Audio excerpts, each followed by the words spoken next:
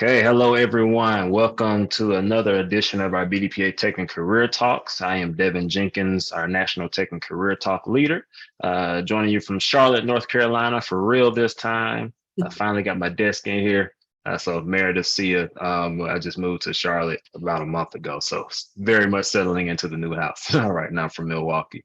But glad to be with you all today. We have some special guests with us talking about a topic that is very relevant, timely, and very much in order. Black women in tech. So I'm excited for today's talk. I'll give you a little background on BDPA and the tech talks in case we have some who may be unfamiliar on the call, and then we will get started today. So first things first, BDPA is Black Data Processing Associates. The organization was founded in 1975, kind of a twofold purpose. One is building computer programming skills and the tech talent pipeline, starting with our youth. So African Americans, young people of color, as early as middle school, join BDPA chapters, learn computer programming skills, and compete in our high school coding competition at our national conference each year. So that's one facet of this. The other is being a forum for professionals in the IT industry to continue to develop their skills, network with other professionals, and the overall mantra of our organization is advancing careers from the classroom to the boardroom. So we're excited to have you all today. Our National Tech and Career Talks take place on the second and fourth Friday of each month.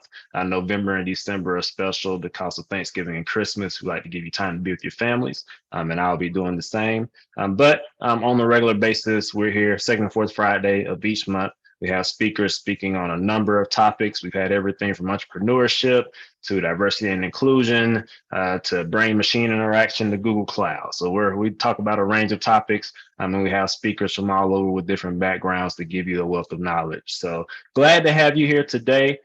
Today, we are glad to be partnered with our friends at Vanguard Consulting Group again. So we have Akil Becktimba on, Amar Tennessee, and Ariel Brown helping us out from that side of the house, who will be facilitating us through this amazing conversation today. So at this time, I'll turn the floor over to Akil, who will be in the driver's seat going forward today. Excellent. Good morning, everyone. Good morning. Welcome again. We're very excited to be, as always, partnered with BDPA and excited about the platform. Actually, I mean, this is a fantastic opportunity and place where a lot of ideas and important discussions have been had. So I would definitely encourage you all to go to bdpa.org and pull down the Career and Tech Talk or Tech and Career Talk pull down, and there are a number of pre-recorded videos up there that you can check out from past discussions. We are today very excited to be talking to a couple of my friends and colleagues in the tech industry, and particularly the topic here today is about Black women in tech. And as Devin said, it's a timely and very, very important conversation to have and to promote. Before we get started and I do my introductions real quick, I just want to recognize that November is Native American Heritage Month, and so we should be recognizing that and putting forward that agenda. So let's get into it. Before I introduce my guests, I'm going to say thank you to my team, Amar Tennessee and Ariel Brown, who are joining us today from Vanguard. And let's get into it. Meredith and Sia, good morning. Good morning. Good morning. Let's jump right into it. Tell us a little bit about yourselves and where you come from and what you're doing. Meredith, you go first. Sure. My name is Meredith Benson, and I'm from Brooklyn, New York, the center of the universe. We can hear it in your accent.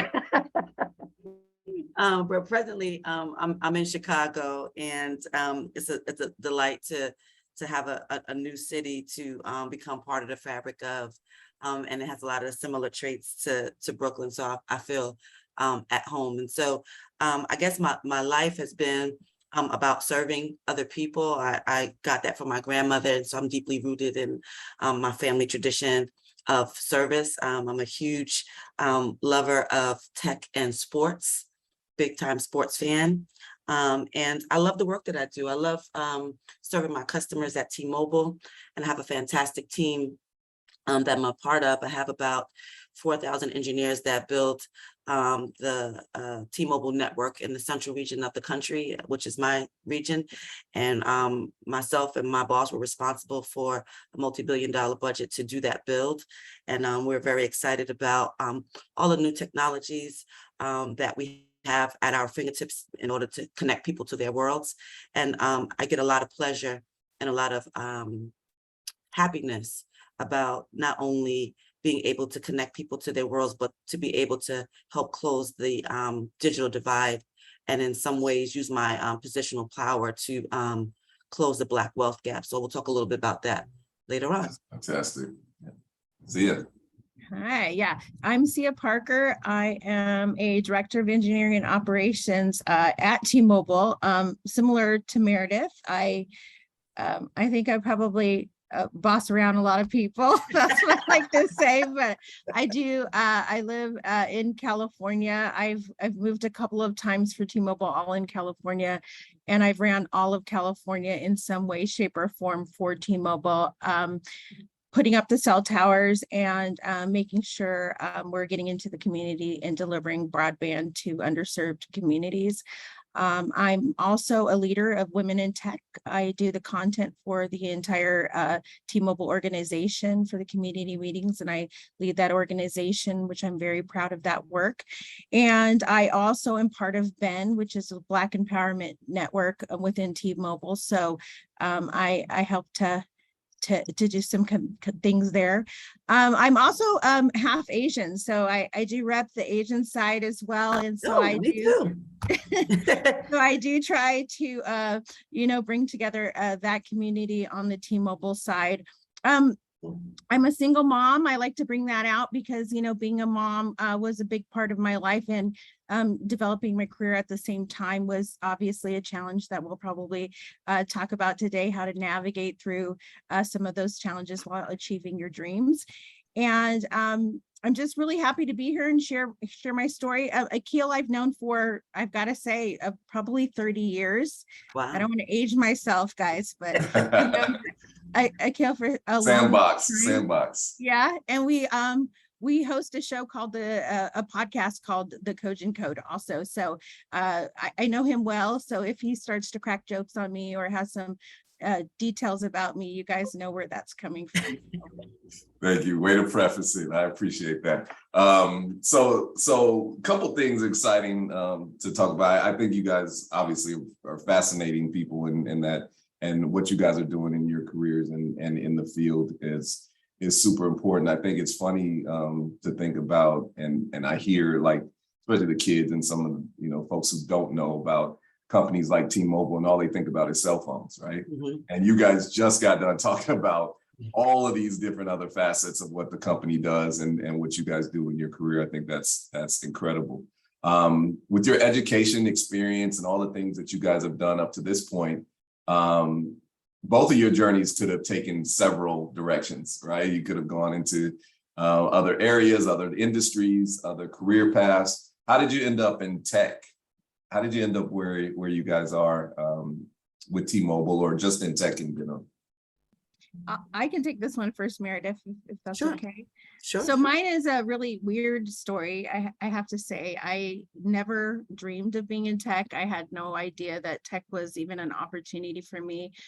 When I was about 10 years old, I used to watch this show called LA Law, and I thought that I needed to be a lawyer. Like that was the business. That was what I was going to do. And, so I went about life, and I had early in my life decided what I was going to be, and I set off on that adventure. And then I got pregnant in my third year in college. And my mother and other people were like, well, what are you going to do? You always wanted to be a lawyer. This seems like you might not make it to that goal. And I was determined to still do it. Right. I had my son, and I decided that I was going to still go to law school, but someone in my life had said, well, you probably should, go to a master's program while your son is young. Law school is very challenging. I'm not sure you could do it. So I did. I went to a master's program, and I got a master's in political science. And I still, maybe a year in, thought, well, I still want to be a lawyer. That's what I want to be. So I went to law school. I got a Juris Doctor, and I started to work for the Public Defender's Office of Los Angeles. I did that in South Central, which was the Juvenile Justice Center. A lot of young kids. I was really passionate about helping kids not become career criminals, but it was really heartbreaking. I wanted to adopt every kid that was my client, take them away from their situation. And my mom was like, I'm not sure this is really for you. You know, maybe you should think about doing something else. Well, when I was in law school, one of my friends had entered into wireless, and he had started a really small company, and he just wanted to pay people to do some what they call site acquisition work, which is work where you negotiate leases and you also get zoning permits for wireless companies. And this was a long time ago, about 17, 18 years ago. And I was a waitress at the time, and I was thinking, oh, well, I don't want to wait tables on the weekends while I'm in law school. I'd rather do something where I can just, you know, sit down. And he was paying $25 an hour. So I thought, oh my gosh, this is great. So while I was in law school, I would do that, but I never had any intention of staying, you know, down that path. I was good at it though, because I'd figured out relationship building was really the way for me to be successful. So I would charm everybody at the planning counters and bring them donuts and be their friends and ask about their kids. And I noticed that all my applications would go to the top, right? And I would get them faster than other people. So then people were like, well, how are you doing that? I was like, you know, I'm just being nice, right? I'm just being friendly. So then when I went on to do the public defender work, and I wanted to adopt all those children, my mom was like, absolutely not. And you can't go back to school because you've been in school for like 11 years. I then decided, oh, well, I'm going to go look for a job. Well, T-Mobile was hiring. And I ended up becoming a contractor for T-Mobile for 4 years. And then I went to work for AT&T for a good period of time. And then I ended up back at T-Mobile. So my path to tech was not planned. My education doesn't seem like it is even in the space of STEM, right? And I never thought I would be here, but it has been a very rewarding experience. And I think that that's very encouraging for other people who potentially have other education or maybe have other jobs, you know, currently that might be interested in getting into the tech space. Wow, that's impressive. Yes. I guess like Sia, tech wasn't what I had hoped to do. Actually, my training, I worked for Pfizer for over 10 years doing first in human drug trials, and I worked at Yale University doing HIV research. And the thread, though, through my career, I also worked for Soros Foundation doing drug policy reform. And I would say the thread through my career has always been about strategic partnerships and building teams and organizational structure. And I've done that even in my work at Pfizer. And I came to T-Mobile because I would have an opportunity. I had run teams of about 500, was kind of the largest team that I had run in my career. And I came to T-Mobile because I really wanted the opportunity to run a very large team and take some of the skill sets that I had and overlay that onto the large team at T-Mobile and kind of use that as an opportunity to build my business acumen as well. And it's been a pure delight to do that. And I would have to say first that I have an amazing boss who makes it completely easy to do that. And I think that's one of the things we'll talk about today is, you know, career navigation. You know, you can make all of the, you know, intentionality you want, but it, you know, a lot of it depends on the folks who you run into who in some way seemingly are the gateway to other opportunities, right? And so my career, when I was a kid, actually, I wanted to be a GM in the NFL. And I was in high school and I was walking in the hallway, and my history teacher, who I loved and adored, stopped me. He was like, "Miss Benson, what do you plan to do with your life?" And, I excitedly said, "I want to be a GM in the NFL." And he told me flat out, he was like, "That's not going to happen." And I was like stunned, and this was a time before there was ever a WNBA or anything like that. And at the time when I was looking at colleges, there were very few schools at that time that even had sports administration as even a thing. So there was a program at Seton Hall, which I felt was too close to home. I was like, nope, not having my mother come check me in New Jersey. And then there was a program at University of Hawaii, to which I did apply. And my mother was like, no, That's you too far. going to Hawaii. I cannot afford to bring you back and forth from there. So, that's not going to work. And so I ended up actually going to college and studying history and research methods. And that's kind of been, my trajectory. And I think as I said in my introduction, my passion has always been about service, right? And so I think I've always been in a position where my roles have always allowed me to serve the people who are actually doing the work, right? And without creating an environment for people to be successful and to support them in that success, it hinders the rest of the business, right? And so I'm very mission driven. I've always chosen roles that have been about a mission that I could connect myself to. And I think that's also been part of the reason why I've been able to be successful in different industries, is because I'm very mission driven. And if I don't believe in it, I can't put my whole self into what I'm doing, right? And so being in charge of a team in engineering operations, it runs the gamut from dealing with finance and dealing with HR and dealing with our team that actually deliver the network and operations, as well as the RF engineers that design it. And so I have my hand in all of those realms, and I support their business growth, the company's business growth, as well as their own career development and their own team development. And it's exciting after only being there for about 11 months to see, my fingerprint on their teams already, and being able to kind of reimagine the culture for the Central region and network engineering at T-Mobile. That is fantastic. It was funny when I first started talking to Sia about doing this tech talk. I asked her if she had someone else that she had in mind that she thought would be perfect for this opportunity, and almost instantaneously she said she had someone, and it was you. And so I see why, and I appreciate the out of the entire organization that you two are here, and I think it's incredible. Your stories are incredible, and your journeys into where you sit currently is inspiring. I've heard that the tech industry has been historically male dominated. It's a rumor. I don't know if it's true, but has been historically male dominated. How has the industry changed since you've been in it? Both of you guys have explained to us in your journey that you've been 17, 18, maybe more years. We won't count. Meredith, you've been in there, a number of years. So since you guys first got into the industry to where you are now, and a million things have happened, obviously, between then and now. But what do how has the industry changed in your perception or your viewpoint?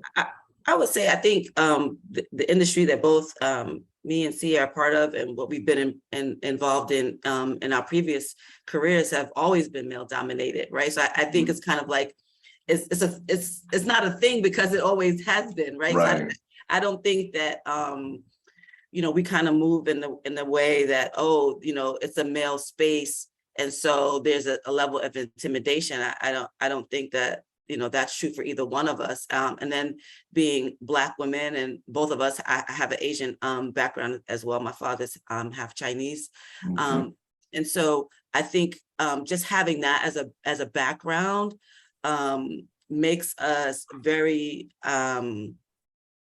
I don't even want to use the word strong because I kind of hate that connotation, but it just makes us want to propel ourselves into places that maybe we haven't been before. And we also have this the kind of personalities where we feel very comfortable in those spaces also, right? So I think in my child rearing, my grandmother, it was very important for her for me to have experiences. And, I didn't come from a lot of money. I grew up in the projects in Brooklyn. But my grandmother always made sure that I had experiences, and those experiences have led me to some incredible relationships that have helped to guide me and to mold me into who I am, and then seek other experiences and other opportunities. And so I think the industry definitely has changed. I see more women, but I also will note that the higher you get in your industry, as it becomes extremely more male dominated, you run into, mansplaining, you run into people not being sure that, they always want to ask you, well, how did you get here? Of course you see my resume, you've seen the schools I attended, you've done all those things, right? And so I think as you're growing in your career, the male dominated spaces may not be as much of a problem, but as you become more senior, you run into that quite often. And it really depends on how well you've been able to be equipped to kind of navigate yourself through that career space. Yeah, for me, I think engineering, because I came up through the engineering space when I entered into wireless, that part is very male dominated. And so I'm a director of engineering and operations. So I directly run those departments, right? And most of the senior leaders, all of the senior leaders in my organization currently are male, right? And a lot of them are white males that are reporting to an African American and Asian female. It can create, I will say, and I want to be really honest, because I want people to realize that it can create some tense interactions initially, I would say, because there's a lot of challenging going on to see how much room there is to move. I'll say Right. That's the way I'll put it. And then when you're in the room, as Meredith is expressed, as you get higher and higher, there's less and less of you, right? So, you might be in rooms when you're growing your career, and maybe you're a project manager or a senior project manager, and maybe even a market manager, and there are women and men in the mix. And as you get to director, senior director, VP, SVP, and above, there's less and less. And I did some studying at Yale about diversity and inclusion, and obviously I lead women in tech, and it's very interesting because most people get career growth out of informal mentorship, not formal mentorship programs, which we think that all companies put in to support people. But it's the informal mentorship, when somebody sees something in you or they believe you're more like them, they will take the time, they will invite you to the dinners, they will bring you into the spaces that help to elevate your career. And because at the higher levels, it is more and more male dominated, there's less and less space for women to go that route, because you might not be informally mentored until, there are enough of Meredith and I and other women at certain levels that we start to reach back and sponsor, mentor, and pull other individuals up. So I think it's going to continue to be something that as each one of us, everyone in this room listening to this talk, go through our spaces. I think it's important, whether or not you want to be, I think some people sometimes feel uncomfortable, maybe coming in the room and leading with DE&I or leading with where they stand.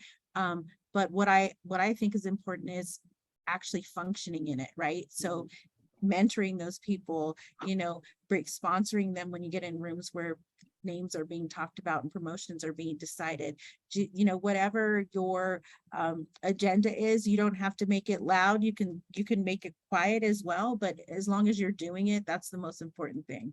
So that's fantastic. And I promise this next question is not rhetorical. It may sound like it. And the reason why I say that is because not too long ago, we had I have a friend, a very good friend, who is a professor at UCLA. Her name is Dr. Safia Umojud. I think Sia probably has heard her name before. But she wrote a book called Algorithms of Oppression. And her book is talking about how the search engines promote oppression, how they are generated, and the algorithms behind them are to, you know, for instance, I think in one of her quotes in her book was about when you go on Google, when you put Black female, Oh, yeah. and the first thing that comes up is strippers or this or that, you know what I mean? And so it kind of, it pushes this whole narrative that the first thing you think of, you know, and that's part of the algorithms. Coming back to my question, why do you guys think that it's so important to have Black women in particular, women, but Black women in particular in the tech industry, especially for those out there who are thinking about it and, you know, maybe think that it's, you know, it's not really for them, but why is it so important? You know, kind of why would you guys encourage more sisters to join? I think in order to be something, you got to see it, you know, so that's number one. If you don't see something, how do you know that you can be it? Now, in our minds, obviously, there's always people breaking glass ceilings and deciding, I'm going to do that regardless of what I see, right? So there's always that. But I do think that it's really important for people to be able to relate and have somebody to share these kind of conversations with, right? If you're the only one in the room, or you don't have a network, or you don't have people who are sitting in the same experiences or same type of experiences, it's hard for you to navigate or know how to navigate between, you know, between those lines. And I have to say, you know, we've talked about this on our podcast before. There's a lot of code switching, and I call it my at work self and my at home self, right? And it's all authentically me, right? But it's a version or a slice of me that's just slightly different. My vernacular might be a little bit different. The way I'm relaxed, even, I have to be honest, even dinners and happy hours when I'm with certain groups of people within my organization, you know, I'm not a drinker, but I will contain it to one drink. I'm very, you know, aware of my surroundings and how I can be perceived as an African-American female, right? And I think I'm going to continue to have to do that throughout my career at the level I'm at, and as I grow, right, to just be mindful of how I'm representing, because it's not, I'm the only, I'm one of the only directors in the engineering space that's African-American. So I understand the weight of that right now, right? I want to make sure that I'm representing us in the best possible way, so that when they make a decision about the next person to come behind me, that the decision is very easy to make, right? It's, oh, you know, Sia did a great job. Like, this is going to be no problem. Doesn't matter what they're Googling or seeing, or what they're seeing on the negative media loop that we see all day long. Like, there definitely has to be examples that are going to break down. You know, I do this in tipping too. You know, this is a funny story and it's kind of a little bit off, but I do this in tipping too. Like, you know, I tip, you have good service, I tip, and I tip well, you know, because I read a statistic one time that they believe that African-American women tip well, right? And sometimes I'm with people and they're like, well, that service wasn't really good. Why did you tip well? And I'm like, I just want them to understand. I don't want to breed into this stereotype. I want them to understand that this is what happens, right? When you are a good server, and this is also what can happen when you're just a mediocre one, but you're not going to read into any stereotype in regards to me. So it just kind of all rolls into the same, but just being mindful about how you represent yourself. So. For sure. You know, I agree 100% with Sia. You know, it's very important. Representation, you know, is everything, but I also feel, you know, it's my responsibility to also teach. So I have a lot of people in my organizations through my careers who I've had really strong conversations with about women in space, Black women in particular, about what some of our struggles are, and how what the difficulty level is to getting there. And I find often that folks don't even have the vocabulary to have the conversation, right? So I give them space. I created a safe space with them to be able to talk with them about what I experience. I'm one of those who believe in, you know, in the moment, real-time feedback.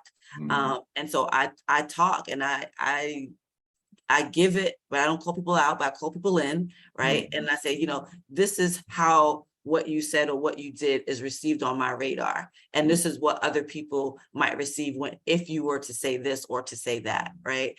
And so I think that's one component of it, is being able to teach. And not everybody can do that, right? So I don't want to put the onus on us and the people of color to do all the teaching, or to have the temperament or personality to do that, because that's not what I'm saying. So I want to be clear about that. And I think the other part too is, SIA is very involved in women in technology, and I'm involved in the DE&I Tech Alliance. My boss is the executive sponsor, so I stand in that space for her. For the technology group, there's about 15,000 employees that are part of technology within T-Mobile. And so I sit on committees where they're having conversations about, retention and trying to, get new employees in. And I have some very real conversations about the tactics that different teams use to try to get people into the industry, and what it takes to retain folks within T-Mobile, right? And I think sometimes it's very rudimentary thoughts that they have about how to do it. And I'm like, none of that's going to work. That's right. Not how this works, right? So I think there's a combination of not only representation, but also being able to teach in the space, and then also to kind of really get down in the trenches and try to make systematic change in the way people are recruited and the way people are retained, and then also to try to impact the culture in which we live and work within our industry and within our companies. And it's definitely not always easy conversations to have, and there's a lot of trial and error. There's a lot of having to go back and reiterate and kind of this cycle all the time. As I find myself having the same conversations in different groups that I'm in. I'm like, just say this, and weren't you part of that meeting? So, but I feel that in the space that I'm in, I have a responsibility to people of color that are coming behind me to not only be a good example and to have a strong work ethic, but to fight for them before they even get to the space, right? And to make the space malleable so that when they get there, they want to be there, they want to stay there, right? Because we can have all the people you want to come into the industry, but if they have no desire to stay there because they're not being cared for, then it was an exercise in futility, right? So I think overall, I guess I would just leave it with saying that I guess it's just a strong sense of responsibility in the space that both Sia and I are in, to not only be our authentic self, but to also be fighting for whoever is going to come from behind us. I think that's, first of all, you guys are incredible. And I think that some of the importance of what you guys are saying is that, we all lived through the last 3 or 4 years with George Floyd, and with all the different kind of the national awakening, around things that we already knew what was happening and that we've all experienced. But that it seemed like, more people became aware from that. And a lot of companies dedicated, and invested, money into these programs, into these, constructs that are meant to bring more people of color into opportunities, more underserved, underrepresented. I like to call historically excluded folks into some of these spaces. And, one thing that I have noticed in some of my own research and dealings is that a lot of them, a lot of it is kind of fluff. A lot of it is it was a trendy thing to do. It was, nobody wanted to look like they weren't supporting the movement. No one wanted to look, but it really takes people like you two within organizations to hold up that sincerity and make sure that it's actually the rubber is meeting the road, right? That it's that the intent, or at least spoken intent around, providing opportunities and opening up doors and breaking glass ceilings actually happens. And so, I really appreciate you both, saying what you're saying and doing what you guys are doing in that space, because I think that is, that's the most important part.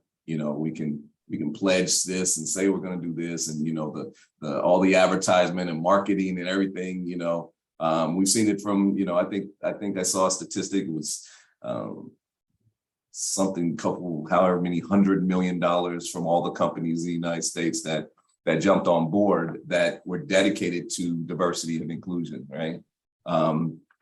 But how much of that was actually spent on it, and how much was, how much has actually been done, in the last few years. And so I think you guys are really, showing that you are doing it, and with or without support from everybody. So I appreciate that. Looking back on your careers, what do you think the best part of being a Black woman in tech has been? What has been the I guess the funnest? I don't know if it's the funnest, the most fulfilling, but what, being a Black woman in tech, because obviously, part of this conversation is to promote and pull those people that you just spoke about into the space and making it, kind of more attractive, especially for Black women. What would you say is the best part of being a Black woman in tech? I had an opportunity this summer. We built a private network for an event called SailGP. And SailGP is an international speed boat racing event. And it's like a really risk, upper crusty, expensive sport, right? And so we were sponsors along with Rolex. So that'll tell you, the players involved. And so our private network was on the waters of Lake Michigan in order for the boats to be able to run the race. And so we committed over 1 million data points every day, went to the UK and helped to in order for us to for them to call the race, right? And so it was an amazing opportunity to see 5G in action and for us to create the private network. The reason we created the private network was because obviously we have coverage in Chicago already, but in order for us to provide the low latency for the actual race of the vessels, we had to kind of create this network so that these vessels could run without interference from the regular network that we have coverage out on the water. And so I had an opportunity to meet the athletes and to meet the CEO of SailGP and to talk about our beautiful network that we created for that event. I had about 50 engineers who were working on that project for about 6 months before the race actually happened.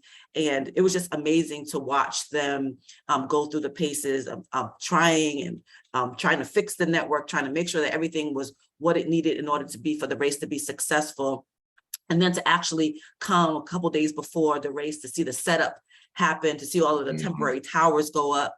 And in order for us to do that, put all of the radios that need to go up, all of the different contracts that needed to be put in place for us to do it. And I think that was so fulfilling for me to actually then see the race happen on the water, see the excitement and the over 10,000 people that attended the 2-day event. It was just phenomenal. And so for me as a Black woman in tech, to be able to say that I had a hand in the company producing such an elaborate and fantastic opportunity for us to showcase not only our network, but to showcase a new technology that we're doing and creating some of the private networks was just really amazing, right? And so I think that fulfillment of that is exciting for me, and to see the excitement of my team just be so overjoyed that everything went off without a hitch, and then to see my boss, who was responsible for all of the work, to be able to talk about what it took for us to be able to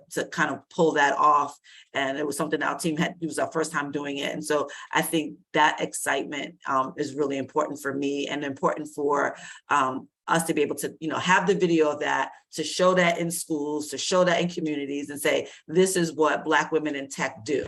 Right. So to have that product, I think, is amazing. So I would say that. And then the other part of that is to see young talent be excited about tech, and not just folks who are engineers, but folks who are in HR, folks who are in other parts of the industry that make tech run, right? And to see them come in to the industry, and to see them choose myself and Sia as mentors, and for us to be able to help them, give them the language that they need to help navigate their careers, that does something especially wonderful for me, is to see people grow through their careers and to see them thrive.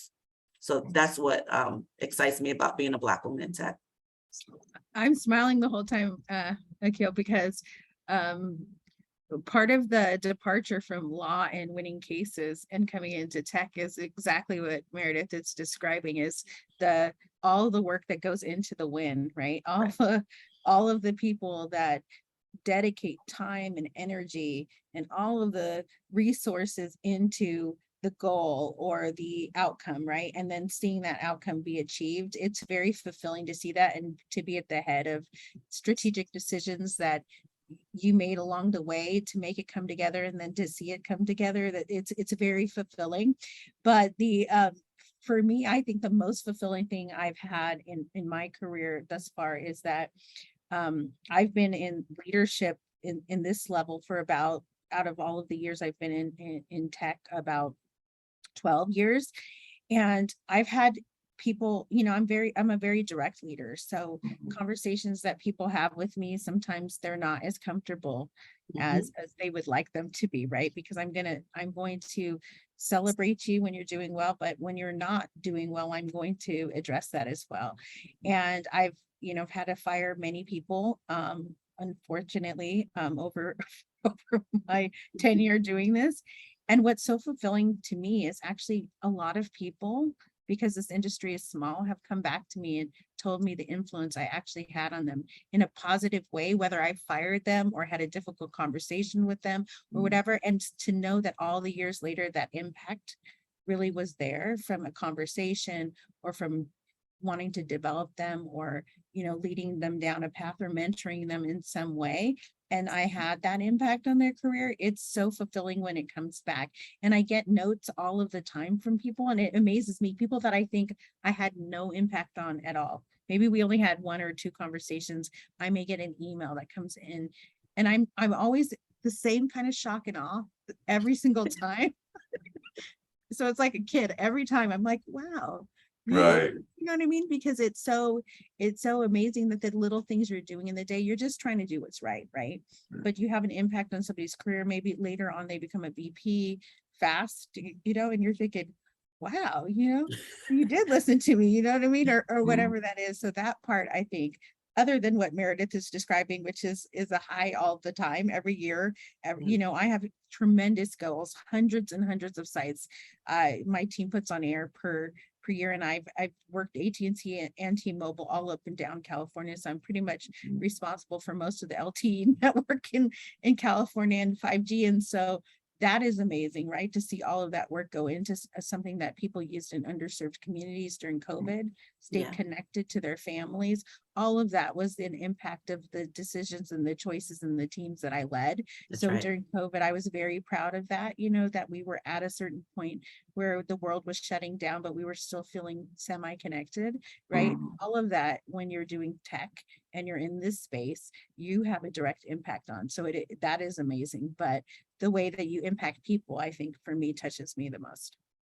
And I think that, you guys are a great example of just being genuine. I mean, there's, both of you guys, kind of ooze just a realness and a sincerity in what you do, and just the genuineness and really just want to see people win. And, and then also on the other side of it, both of you guys appear, and I know see it a long time, are competitive. You guys are, you want to win yourself, and you want to see, your teams win. And so I know, Meredith, your description about the races and stuff probably was really nice to kind of play with this, get in the sports world, because that's kind of your foundation, and see it. I've known you a long time, just around moving the agenda for people and our people and that kind of thing. I mean, for those of you guys don't know, 20 some years ago, CNI, protested for workers' rights and all these other things as young, San Francisco State college students. And so I think that, that is also showing out, and as you guys have grown, a lot of people grow into these roles that you guys are holding, and some people forget what their foundation is and where they come from and what they really are about. And so it's really a pleasure to hear your stories. We always ask, and I've kind of asked, and I probably have another question about asking around, what can, the younger folks do to join, and how do they get it started and all that kind of stuff. I think I want to ask you guys as a message to your peers. So you talk about people that you've mentored, and all those really great things, but you guys have peers at your level and above, right?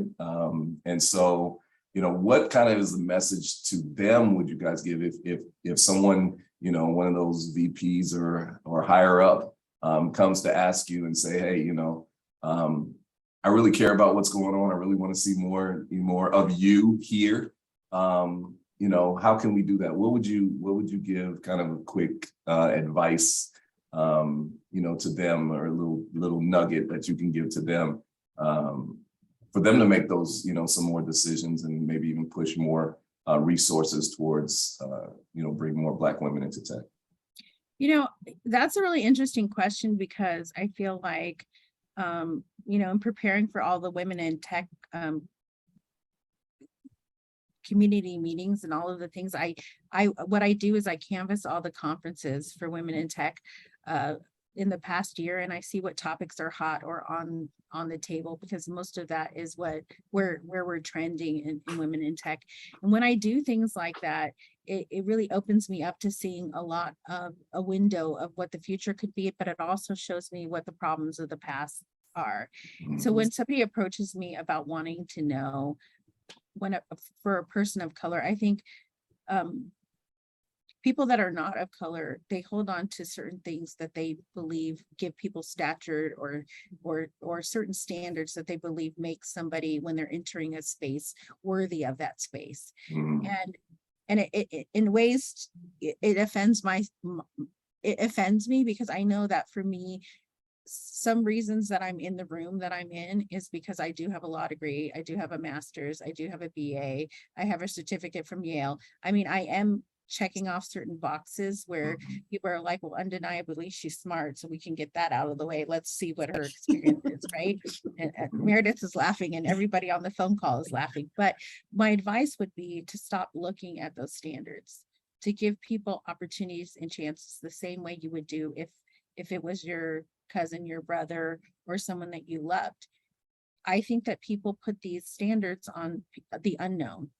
And for people of color, when you're a person that's not a color and you're in the hiring position, we are the unknown, right? So if we don't have a degree from a university you recognize, or maybe we don't have a degree at all, right? Give that person an opportunity and chance based on something else on their resume. Are their skills compatible with what you're asking?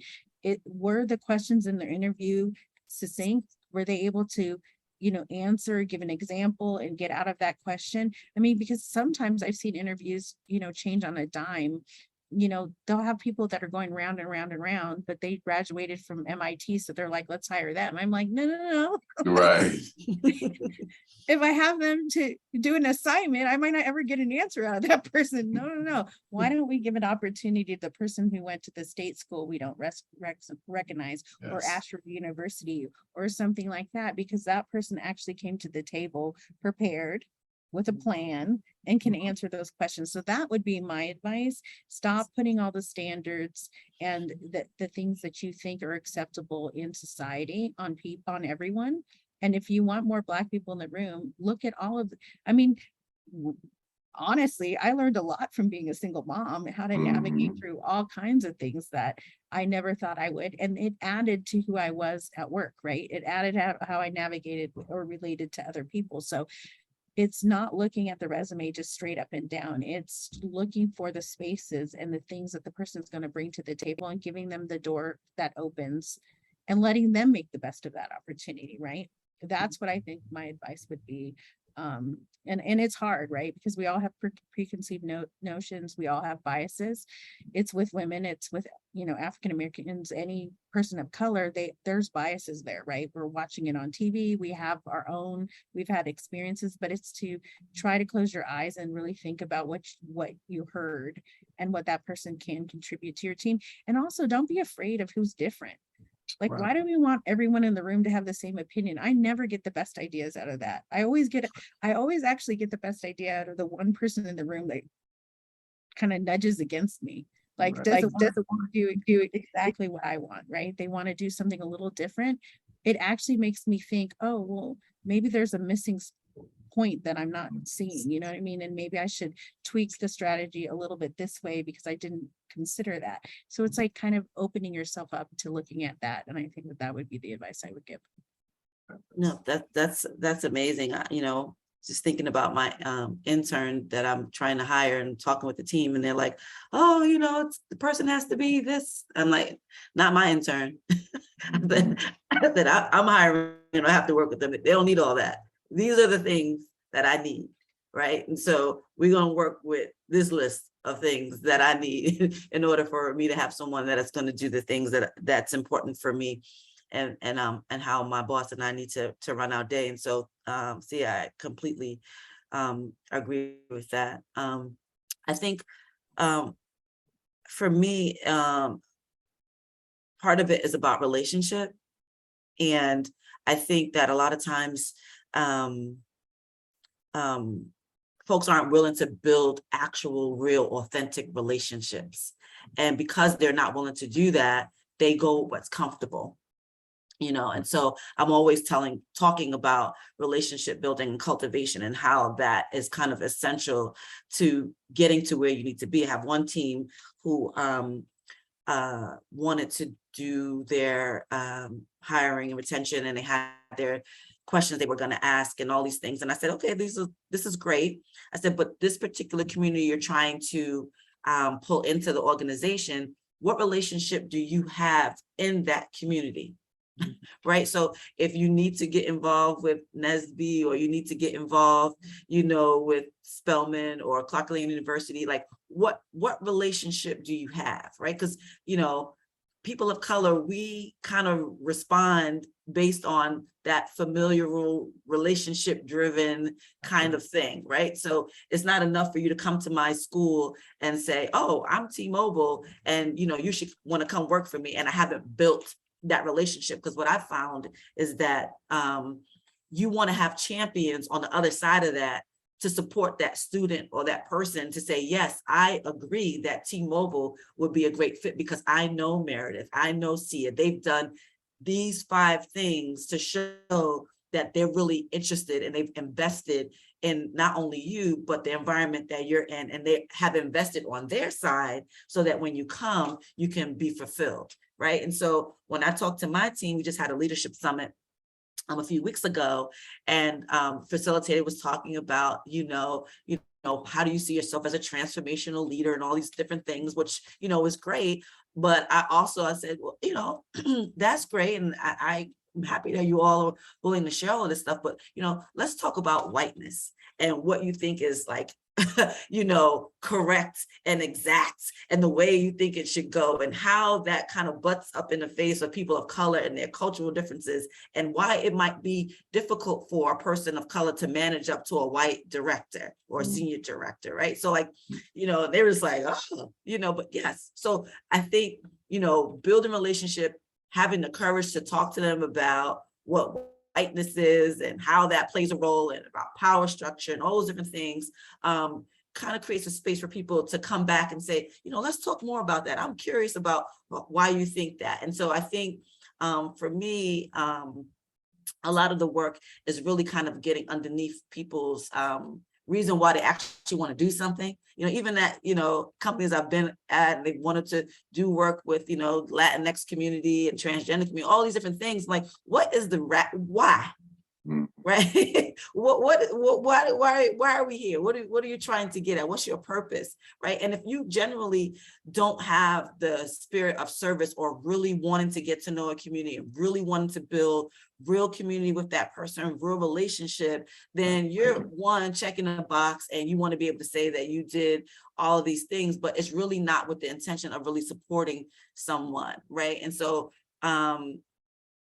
right now I'm trying to work with some HBCUs, and I did a little quick research and found out there was 22 within my region alone, which I didn't know that. So I got to my engineers and I'm like, hey, let's check the connectivity on all these campuses. I want to know what that looks like, right? And so that we can really start to say, hey, this is where you are. Maybe we can put this in part of our plan to help make sure there's more connectivity there, and then build relationship from there, right? Because if you really are intentional, you really want to see things change, then you're going to get on board with trying to make those changes that build more capacity for organizations and build more capacity, in communities. And I think the other thing I will say too is that when we have a great program that sounds amazing at a lot of these companies that you mentioned earlier about, there was a lot of money put into a lot of things after George Floyd. I've told some folks, I'm like, you want young people to come on the T-Mobile campus to see all these things. That's great. But, once they get here, then what, right? And also, what about their parents? I work with a lot of inner city parents who want the best for their kids, but they're not going to just ship their kids off to T-Mobile because we say they should come to T-Mobile. So you have to not only be willing to bring along the kids, but you have to also be willing to bring along the parents, right? And so what does that mean? What does that engagement mean? So if you're going to be involved in something, really try to understand all what comes with it, and then be ready for the wholeness of what it takes to bring one person through, right? And to understand that journey and that role for them is not just, CEO or me handpicking somebody and giving the opportunity to be an intern, but it's their family that's coming with them. It's their hope that's coming with them. It's their history that's coming with them. And are we ready and prepared to handle that and help them navigate that? And so any advice that I give to my peers is like, what's the why behind the why? And are you really ready to handle what it is you're seeking? And if you are, I'm willing to take that journey with you. But if you're not, then I don't want to be a part of that, right? So really having people address and be self-reflective about what it is they want to get out of it and why they're actually wanting to do it. And when they can come to terms with what that really is, then I will, blow the doors off the building to make sure that I can support them in doing that, and bring all of my network, bring all of who I am to that space to support them. But I really don't want to see people doing work in a space when really they're not committed to the totality of it. Right. Both of those answers definitely are, they hit home, and they hit, and I think that they're very strong. I wanted just a couple takeaways that I was thinking about as you guys were talking, and one of them from Sia was that just kind of the non-traditional methods of getting into the space. We work with apprenticeship programs and build and develop and work with apprenticeship programs. That's one of the things that we have linked with BDPA about, and so we're working with a few companies. So I think we have some conversations to be had after this talk in that space. But there are some pretty genius people. There are some geniuses that went to community college, some geniuses that went to state schools that didn't, necessarily go to tech schools that, can really thrive in the tech space. And then the second piece, Meredith, around just the relationship and the intent, and putting those two pieces together and making sure that we're paying attention to all of those things. I think that's hugely important. I see Devin coming on, so I know that we have to wrap pretty quickly here. But before you guys get off, I just want to ask, what's next for you guys? What do you have coming up? What events? What speaking engagements? What podcasts? What big moves you have coming up? Promote yourself real quick and tell us what's coming up next. See, you want to go first? Well, I don't have any more speaking engagements this year because we're getting to the end of the year. And so I feel like the conferences and everything start to slough off. I wanted to be at Afrotech. I have to admit, for all of you guys who do or do not go to Afrotech, I've been a couple of times, and I'm very sad that I'm missing it this year in Texas. But that's a fabulous conference. If you guys haven't checked it out, I highly recommend, especially if you're trying to get into the tech space. They have a wonderful, the event is just all of us doing all of the things we love. I don't care if it's exercising if it's listening to Spinderella or going in and getting recruited by tech companies. So that's an excellent one. But so I don't have any more this year. I did speak at some earlier in the year, and I anticipate next year maybe some will come up. But I will continue to do all of my work within T-Mobile for Women in Tech. We have 2 more talks coming up there. One on setting goals like a boss, and the other one is finding your leadership style. So just trying to really encourage people to learn skills that help them to get better in their career. And then we, Akil, again, I'm going to plug our podcast again, just because we have to start season 2 of our podcast, which is the Cogent Code. You can find us anywhere on Spotify, Apple, every single place I think we're on. And it's just a fun podcast. Sometimes we have topics that help you learn, and sometimes we're just being silly, and you'll learn a whole lot you probably want to know about us and a whole lot you don't want to know about us. But it's a good time for people who listen, and some of the people who have worked for me who do listen to it, they're like, that I now don't lead anymore, like it's like you're in the room or I'm still having a conversation with you. That's how I feel the podcast goes. So check it out if you have time. Yeah, there are like 30 episodes. So while we're recording our new season, you guys can definitely go on and catch up so that you can kind of get the vibe and see where we're going. Meredith, what's coming up for you?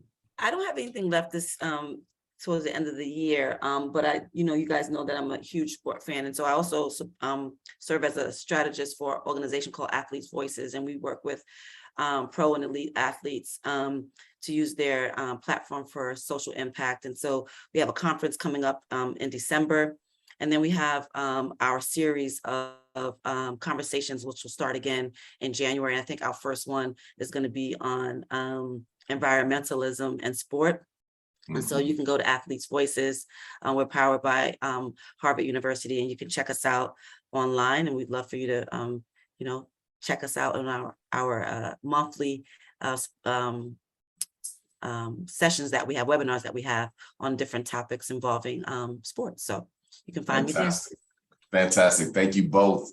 This has been a fantastic discussion. I think it was incredibly engaging, and I think that there was a lot of real important information that I think the audience and those who listen to this in the future will gain from this. So thank you so much for that. I will say, Devin, to your benefit, I told Sia about BDPA some time ago, and she shared it with some individuals in our organization. And I know at least 1 or 2 maybe have joined lifetime memberships. So we are promoting BDPA. I know BDPA is being shared, and I would encourage you guys, Sia and Meredith, and to share with the organization about the BDPA annual conference. That the last one was in Atlanta. I don't know where it is going to be this year for 2023 rather, but it's definitely a very, very good tech conference and a good space for, I think, T-Mobile and you even individually to be at. I'm going to pass the mic over to Amara really quick so she can tell you guys what's coming up next for Vanguard Consulting Group and some of the work we have going on. And then Devin, it's all yours to close us out, brother. Thank you. Yes, thank you so much. Thank you, Akil. And once again, thank you to both of our incredible speakers for, sharing their experience being both students of, new industries and the growth in tech, but also teachers for Black women in tech. Sia, you particularly spoke about giving opportunities and chances to kind of like the unknown rather than the societal standards. And I really resonated with that. I love the idea of focusing on where there's potential and growth. And Meredith, you shared the importance of fighting for the people coming behind you. And I think the Vanguard team really resonates with that messaging, and our partners at Net America do as well. We have an event coming up at the tail end of National Apprenticeship Week, which starts on the 14th. We have an event, it's elevating the workspace through diversity or disability inclusion. And it's really focused around learning how apprenticeship and workforce development programs can collaborate with employers, educational institutions, and other organizations to really support the employment of people with disabilities. I'm going to include some information and the registration link for our event that will be hosted on November 29th from 1 p.m. to 4 p.m. It's really exciting. It's a great opportunity to really learn about how to create inclusive spaces specific to people with disabilities. So we would love for anyone who's interested to attend and just support this initiative.